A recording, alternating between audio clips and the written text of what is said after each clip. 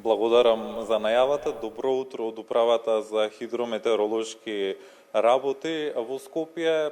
Секој еден од нас го интересира на почетокот од неделата какво време ќе имаме во текот на денешниот па и во наредните денови. Обилните врнежи од дожд во текот на вчерашниот ден предизвика поплави во повеќе региони низ Македонија.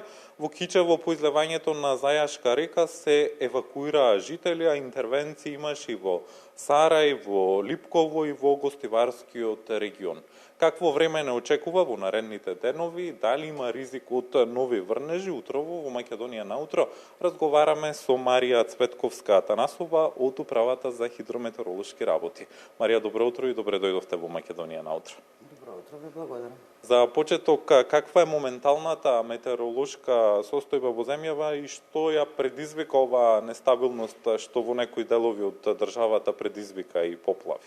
Така, значи моментално генерално во целата држава е променливо облачно време и тивко, нема ветер силен, а има појава на магла на одредени места. Така, каква е временската прогноза за текот на денешниот?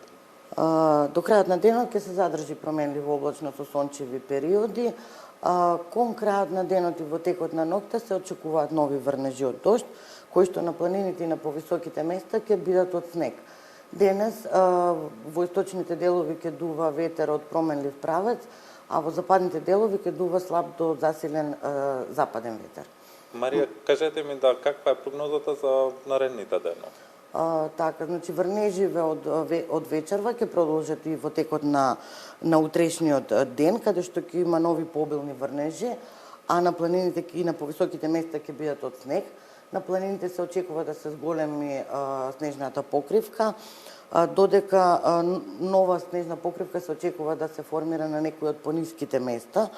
Во следните два дена ќе се задржи претежно стабилно време, додека во петок се очекуваат нови врнежи од дожд. Така, и уште едно прашање, какви се прогнозите за Скопје и дали граѓаните треба да очекуваат поинтензивен дожд по главниот град? Па денеска поинтензивен дожд не, но кон крајот на денот ќе има повремен дожд и максималната температура за Скопје денес ќе достигне до 11 степен.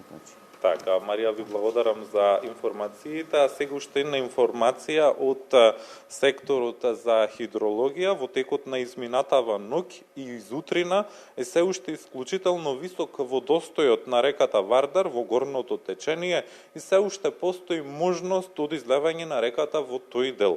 Водостојот на реката Треска изутринава е со намалување, но е се уште исклучително висок и на критично ниво и постои опасност од излевање на реката на некои делници по течението.